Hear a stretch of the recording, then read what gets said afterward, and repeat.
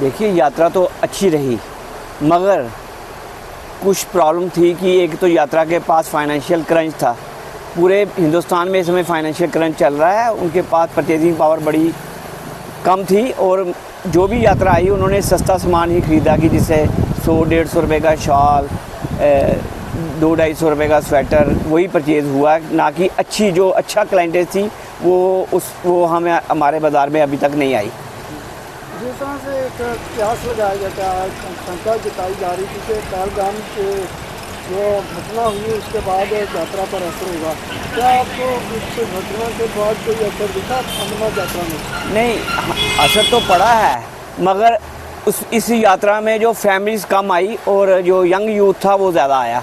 Families जो ladies भी आती थी तो लेडीज़ आती थी नेचुरली वो परचेजिंग भी करती थी, और यंग यूथ जो कि प्रसाद के रूप में यहाँ आया, जो कि यहाँ पे सस्ता शॉल, सस्ता स्वेटर, सस्ता मफलर और सस्ता ही ड्राई फ्रूट जो सस्ता था, जैसे लोग काजू, पिस्ता, बादाम लेते थे। अखरोट, सस्ता अखरोट ही बिका है, ना कि बढ़िया अखरोट, और परचेजिंग पावर नहीं थी कस्टमर के लिए कि जो वो बढ़िया सामान भी खरीदे। जिस तरीके से हम चाहते थे कि क्लाइंटेज बाहर की अच्छी क्लाइंटेज आए, वो मेरे को हमें दिखी नहीं यहाँ पे बाज़ार में। ओवरऑल किस तरह से इस यात्रा को देखते हैं? देखो यात्रा तो ठीक ठाक 4-4.5 लाख लोगों ने, मेरे को लगता है कि अनऑफिशियल 5 लाख लोगों ने यात्रा कर ली है, मगर जिस तरीके से यात्रा होनी चाहिए थी, यात्रा डेट से पहले भी लोगों ने यात्रा कर ली, जिस कारण शिवलिंग जो है वहाँ से लुप्त हो गए। तो ठीक है, मगर जगह का स्थान का बड़ी महत्व है। शिवलिंग का तो बनता, जैसे सूरज चंद्रमा घटता और बढ़ता रहता है, वैसे ही शिवलिंग बढ़ता और घटता रहता है, उससे कोई नहीं, उस जगह का जो जगह है वो उसका बड़ा महत्व है। तो रघुनाथ बाज़ार में जिस तरह व्यापारी वर्ग को जिस तरह से काफ़ी उम्मीद रहती है, इस बार क्या लगता है में छोटे इलाके में? देखिए, जिस तरीके से सोच थी और जिस तरीके से हमने माल, आपके सामने दुकान भरी हुई है, जिस तरीके से माल भरा हुआ था, मगर हमें उतना बढ़िया काम नहीं लगा।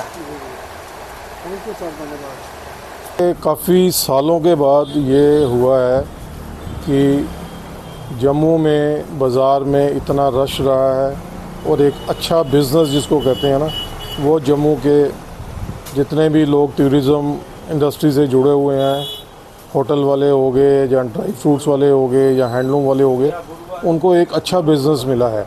क्योंकि हर बार ऐसा होता था कि जब भी ये यात्रा चल रही होती थी तो कोई ना कोई अनटूवर्ड इंसिडेंट हो जाता था। उससे क्या होता था कि लोगों ने एक स्टॉक किया होता था कि अमरनाथ जी की यात्रा लगेगी, उसका बेस कैंप जम्मू में ही है, तो इसका फ़ायदा जम्मू में ही ज़्यादा होता है। जैसे ट्रेन कटरा में चली गई है, तो उससे ये है कि वैष्णो देवी का जो टूरिज़्म है वो जम्मू में थोड़ा कम हो गया है। ऑलमोस्ट समझो 30% रह गया, 70% कटरा में चला गया। लेकिन अमरनाथ जी का जो है यात्री वो जम्मू में ही रुकता है, भगवती नगर में, रेलवे स्टेशन पे, यहाँ पे इसका बेस कैंप है, तो इससे यहाँ पे ज़्यादा टूरिज़म होता है।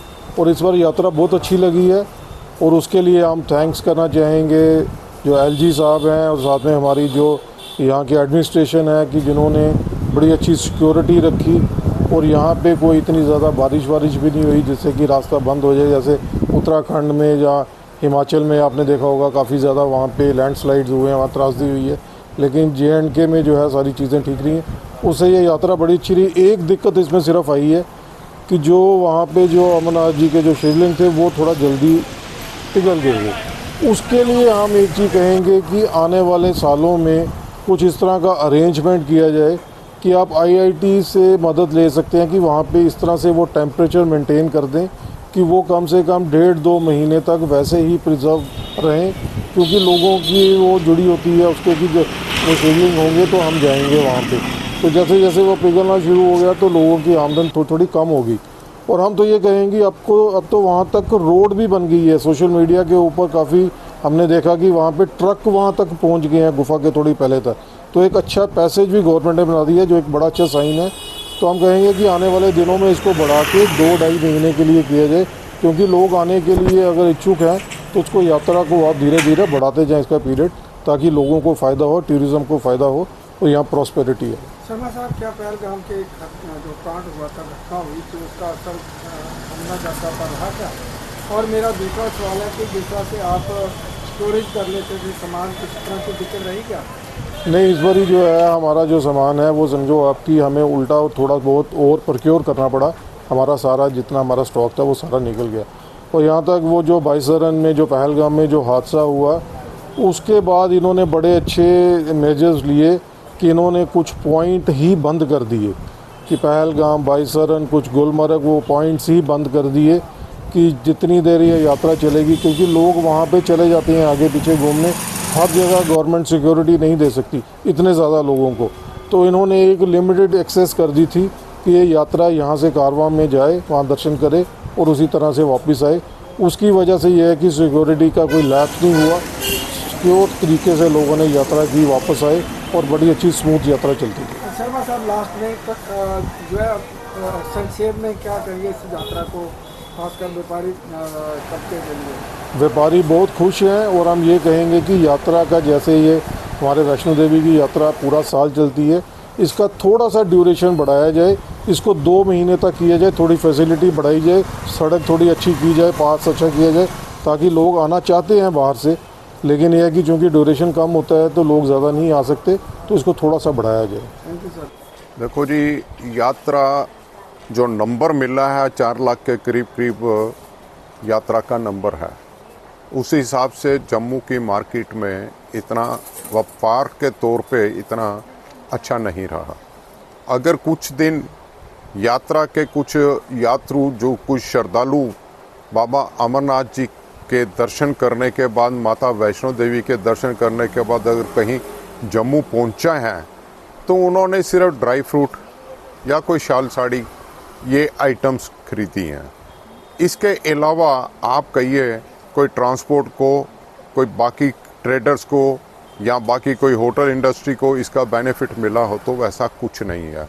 क्योंकि हम बहुत साल से एक गवर्नमेंट से रिक्वेस्ट कर रहे हैं कि यहाँ पे टीआरसी में एक काउंटर खोला जाए, जो हमारी रिक्वेस्ट कभी भी मानी नहीं गई।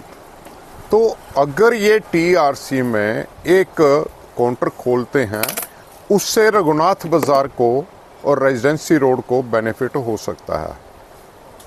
इस समय जो काउंटर भगवती नगर में है, जो इनका यात्रा का स्थान है जहाँ से यात्रा स्टार्ट करते हैं, उसके आगे पीछे के दुकानदार जो घर थे वो दुकानों में कन्वर्ट हो गए हैं, और जो आइटमें यात्रु को चाहिए होती हैं वो सारा कुछ वहाँ अवेलेबल है।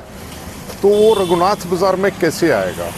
ये कोई गवर्नमेंट की हमें खुद नहीं समझ आ रही कि अगर आप वहाँ पे सेंटर बनाया है, वहाँ पे घरों वालों को अलाउ ना किया जाए कि वो दुकानें वहाँ पे बना सकें।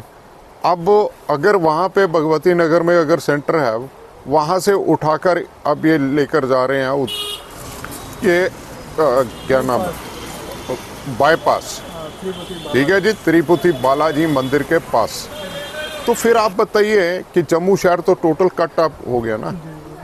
तो इससे व्यापार में बढ़ोतरी नहीं होगी, व्यापार कम ही हो रहा है डे बाय डे। जब ये ट्रेन स्टार्ट हुई थी कटरा के लिए, तो गवर्नमेंट ऑफ इंडिया के ये वर्षन थे कि 7 ट्रेनें जाएंगी, अब तो 17 ट्रेनें वहाँ जा रही हैं।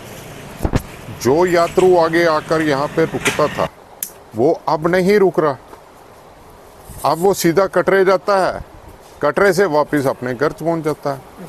तो उसमें जम्मू कट ऑफ हो रहा है, जैसे पठानकोट कट ऑफ हो गया था वैसे जम्मू कट ऑफ हो रहा है। ये इनको चाहिए गवर्नमेंट को जम्मू के बारे में कुछ ना कुछ सोचना। आप देखिए 22 अप्रैल को अगर पहलगाम में शूट आउट हुआ जिसमें हमारे बहुत बंदे मारे गए, 26 बंदों के करीब मारे गए, उसके बाद थोड़े दिनों के लिए 15-20 दिन के लिए लोगों ने अपनी बुकिंग भी कैंसिल कराई, बाकी भी किया, लेकिन उसके बाद फिर यात्रा के साथ साथ यात्रा से पहले श्रीनगर बिल्कुल ठीक हो गया। जिन लोगों की पहले बुकिंग थी वो वहाँ पे आ गए।